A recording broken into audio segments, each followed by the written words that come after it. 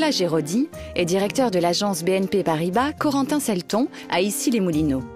Il nous explique dans quel cas il conseille à ses clients d'investir dans l'immobilier et comment sa banque peut financer les différents types d'opérations immobilières. Avant tout, l'immobilier est-il toujours une valeur sûre ? Alors l'immobilier, comme toutes les autres catégories d'actifs, est un marché cyclique. Il connaît des périodes de hausse comme des périodes de baisse. Cela dit, l'immobilier rassure les Français. Ils se sentent protégés, c'est un toit. Voilà pourquoi tant de Français souhaitent devenir propriétaires. Dans quel cas faut-il envisager un investissement immobilier pour son patrimoine ?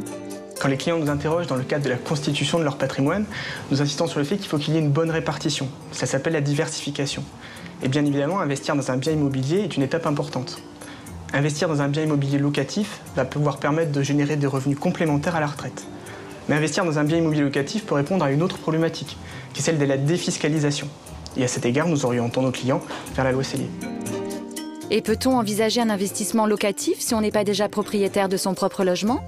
Oui, évidemment. Un locataire ne disposant pas d'un capital suffisant aujourd'hui peut acquérir une petite surface, la louer, et à terme, il disposera d'un apport suffisant pour acquérir sa résidence principale. Pouvez-vous nous dire quels types de biens sont les plus adaptés à l'investissement locatif ? Dans le cas d'un investissement locatif, certains critères me paraissent incontournables.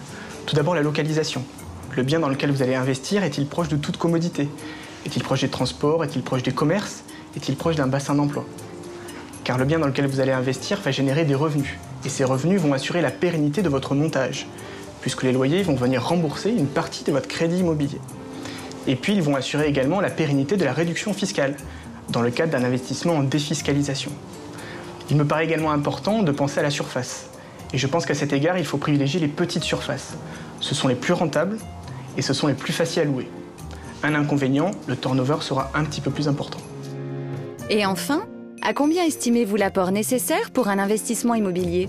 Comme dans tous les projets, il est conseillé que l'investisseur puisse financer via son apport personnel à la fois les frais de garantie, mais aussi les frais de notaire.